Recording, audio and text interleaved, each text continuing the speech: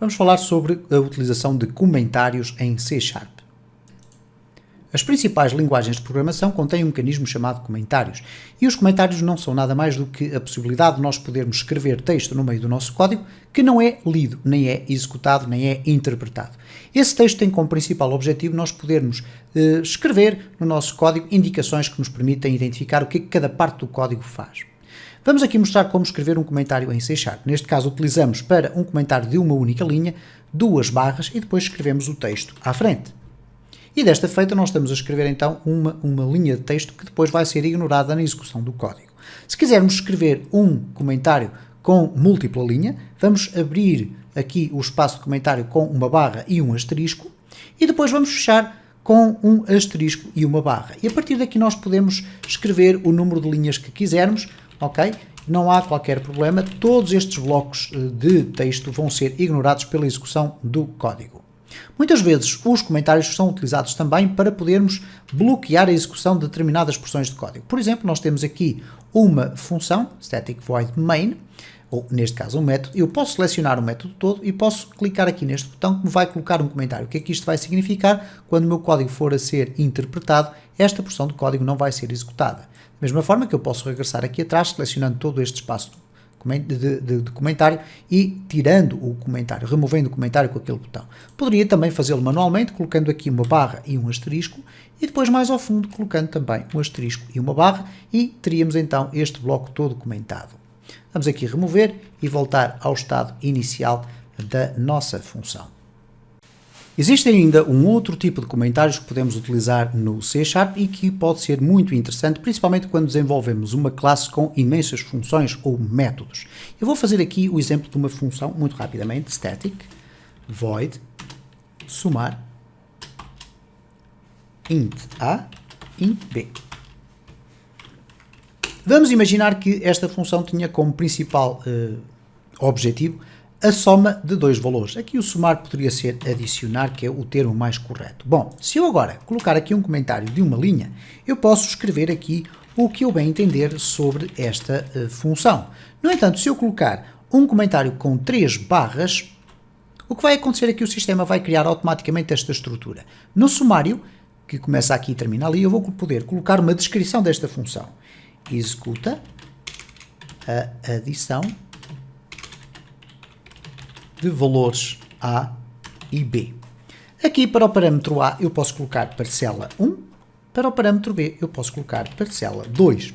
O que vai acontecer é que depois, quando eu vou utilizar aqui esta função, por exemplo aqui adicionar, eu vou ter a possibilidade de ter aqui acesso a uma descrição do que esta função faz. Reparem, cá está, executa a adição de valores A e B, que é a informação que aqui está, e a partir do momento em que eu for agregar aqui os parâmetros, eu vou ter aqui a parcela 1, parâmetro A, vamos colocar aqui 10, e quando eu coloco vírgula, vamos saltar para a parcela B, neste caso parcela 2, ou parâmetro 2 da minha função, eu vou colocar aqui 30, e temos então este espaço fechado. E assim vimos como é que nós podemos utilizar em nosso proveito os comentários em C#.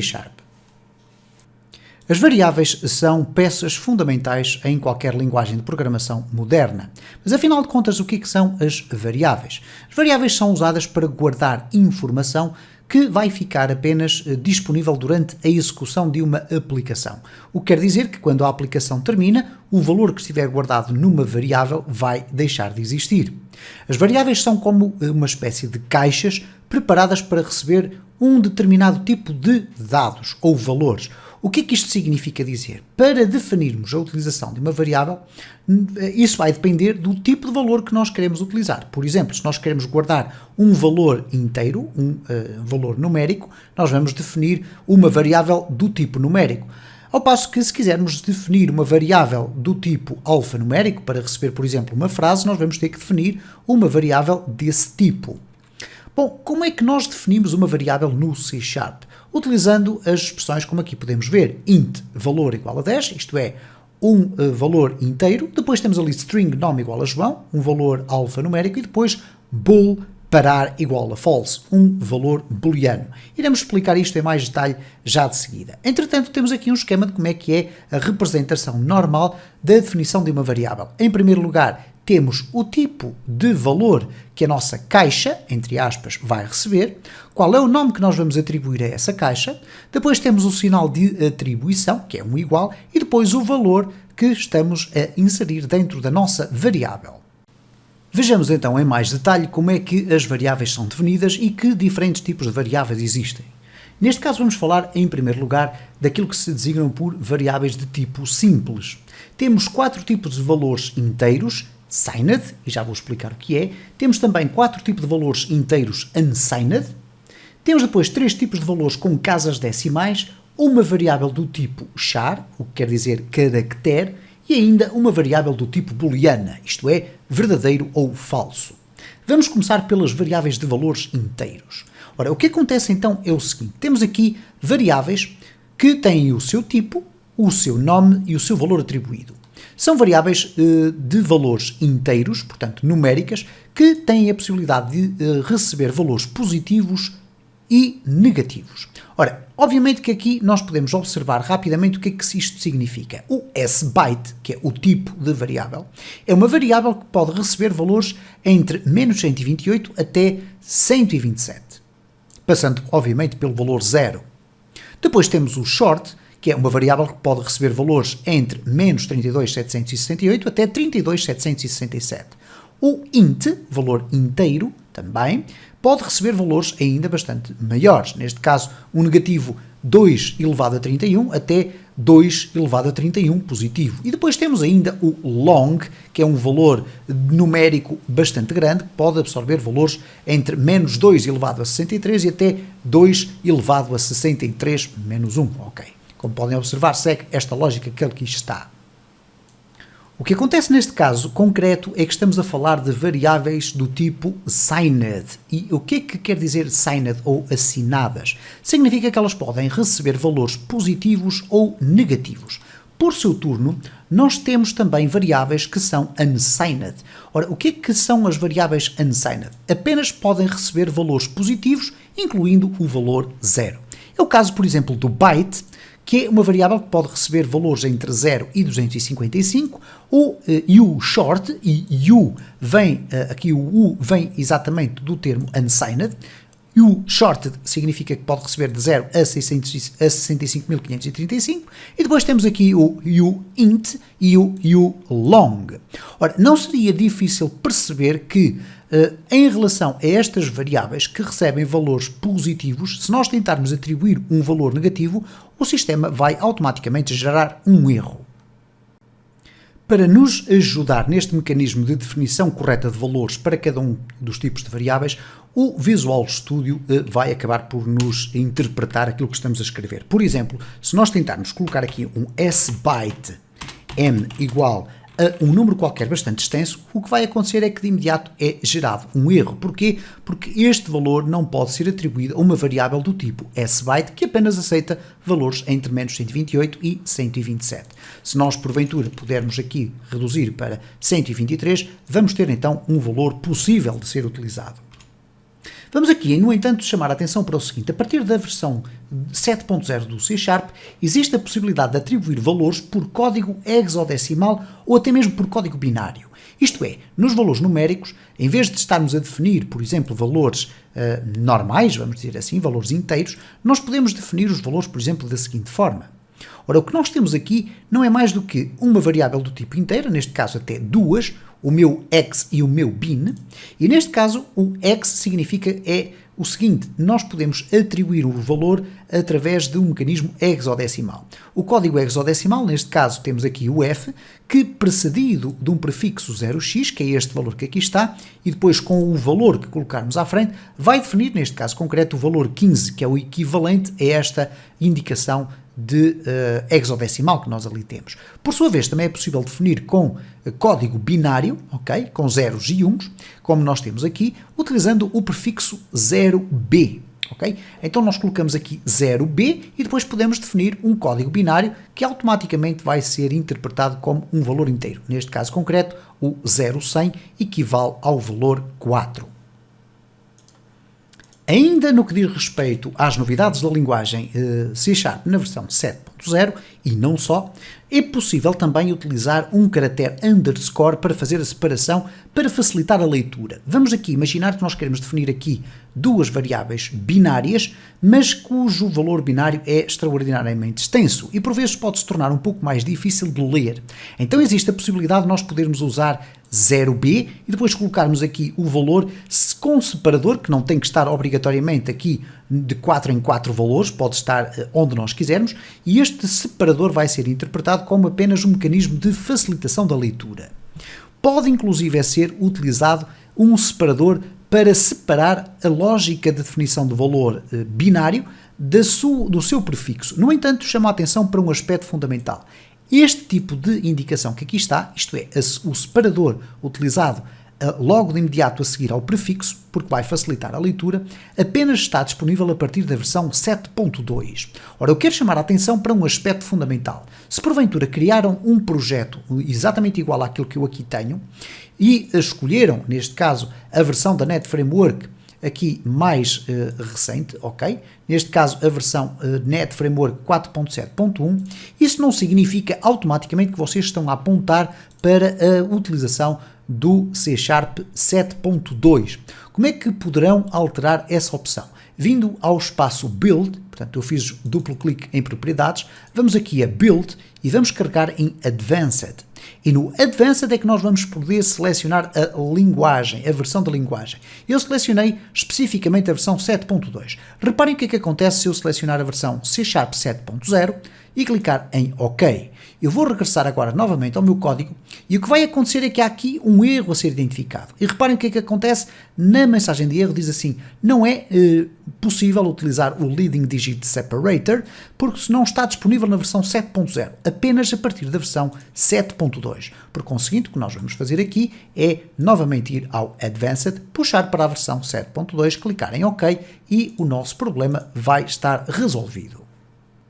Muito rapidamente vamos falar agora de outros 3 tipos de variáveis numéricas, mas que são do tipo que permitem a utilização de casas decimais. Neste caso estamos a falar do tipo float, double e decimal.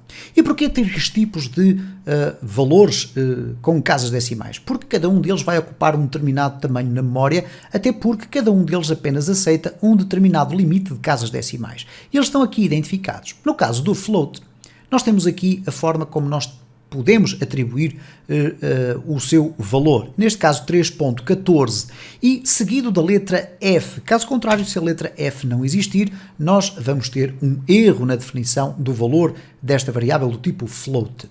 Ora, neste caso concreto, uma variável do tipo float vai aceitar até um máximo de 6 casas decimais. O que quer dizer que se nós atribuirmos mais casas decimais ao valor, vai haver ali um arredondamento.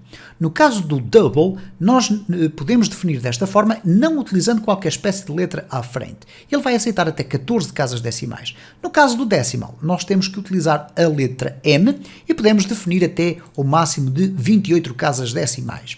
Bom, eu vou colocar aqui um exemplo que, de certa forma, vai servir também para introduzir a forma como nós vamos apresentar a maior parte dos resultados nestes exercícios. Eu vou colar aqui o código que nós temos aqui, é simplesmente o seguinte, temos aqui novamente 3 variáveis exatamente iguais a estas, com um valor exatamente igual. A única circunstância que aqui altera entre cada uma delas é a existência da letra F e da letra M, no caso do float e do decimal, respectivamente. Todas elas têm aqui imensas casas decimais, mais do que aquilo que elas podem absorver, neste caso. Depois eu coloquei aqui um system.console.writeLine. Esta instrução que aqui está vai servir para escrever numa consola, neste caso no nosso terminal, o valor da variável que aqui está. Okay? Então vamos escrever 3 linhas com o valor de cada uma destas 3 variáveis. E depois, para que o nosso terminal não feche automaticamente, eu coloquei aqui o System Console Readline, que vai permitir que eu possa ver os resultados desta execução. Então vamos aqui executar este código e o que vai acontecer então é que vai ser disparado um terminal. E nesse terminal nós vamos poder rapidamente verificar o seguinte. Temos aqui 3.123457, ora 1, 2, 3, 4, 5, 6, ou neste caso 1, 2, 3, 4, 5, 7, que é exatamente o quê? É o arredondamento destas casas que aqui estão. Reparem que ele ignorou tudo o resto e fez um arredondamento para cima. Bom, posto isto, Vamos também aqui verificar que, no caso do double, temos um arredondamento, mas com a possibilidade de termos mais casas decimais. E o mesmo acontece com o decimal, que é um tipo de valor que consegue ter ali um conjunto de casas decimais bastante significativo. Façamos, no entanto, ainda um exemplo para sublinhar aquilo que eu acabei de dizer sobre a representação. Eu vou eliminar todo este código que aqui está e vou fazer simplesmente a definição de uma variável int valor é igual a 10.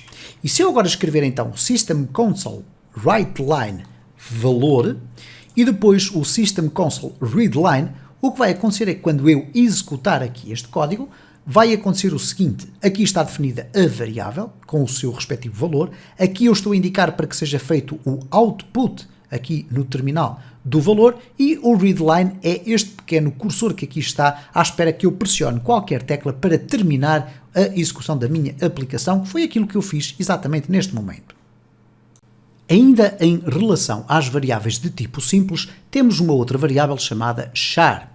O tipo é char, vamos colocar aqui a letra, é igual a A. E reparem na forma como eu defini este tipo de variável. Neste caso coloquei aqui o seu tipo, char, depois o nome da variável e após o sinal de atribuição coloquei aqui 2 apóstrofos, ou aquilo que vulgarmente também se conhece como aspas simples. Neste caso, se eu tentar definir aqui o valor com aspas duplas, vou obter um erro. E este é um erro específico deste tipo de variável. Esta variável apenas aceita uma letra. E pode ser uma letra, pode ser um algarismo, mas, por exemplo, não pode ser qualquer coisa deste género, e cá está o erro a ser interpretado pelo Visual Studio. Portanto, temos aqui mais um tipo de variável, neste caso o char. E temos ainda um outro tipo de variáveis de tipo simples, que são as variáveis booleanas. Escrevem-se da seguinte forma: bool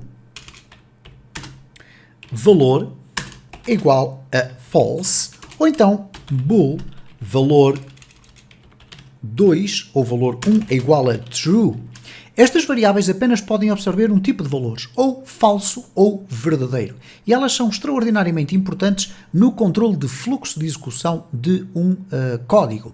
Por conseguinte, estas variáveis, apesar de serem de valor simples, são variáveis muito presentes no nosso código de programação. Ainda relativamente à forma como nós podemos atribuir um valor a uma variável e fazer a sua definição, existem aqui várias nuances que são importantes realçar. A forma mais tradicional é, de facto, executar aqui este tipo de statement ou de declaração. Nós definimos um tipo de valor, definimos o seu nome e fazemos de imediato a atribuição do seu valor. Mas poderemos também ter esta circunstância, isto é, dizer que vai existir uma caixa valor 2, ela fica temporariamente com um valor igual a 0, por defeito no caso dos valores inteiros, e depois a posteriori chamar o nome dessa caixa e definitivamente definir o seu valor para 10. Poderemos, entretanto, em relação a tipos que são exatamente iguais, ter, por exemplo, este caso, 3 variáveis que são do tipo inteiro, e em vez de estarmos a criar uma linha para cada uma das variáveis, nós iniciamos cada uma das variáveis na mesma linha. Colocamos int, valor 3, valor 4, valor 5, e por aí fora, quantas vírgulas nós quisermos usar para definir todas as variáveis inteiras que quisermos. E depois, obviamente, podemos chamar cada uma delas e definir o seu valor a posteriori. Poderemos fazê-lo também de forma inline, isto é, int valor 6 igual a 10, o valor 7 igual a 20, valor 8 igual a 20 e por aí fora sucessivamente. E podemos ainda ter as variáveis a serem definidas como objeto de uma determinada operação e, como iremos ter a ocasião de verificar, em algumas circunstâncias as variáveis são definidas até em resultado da execução de uma função.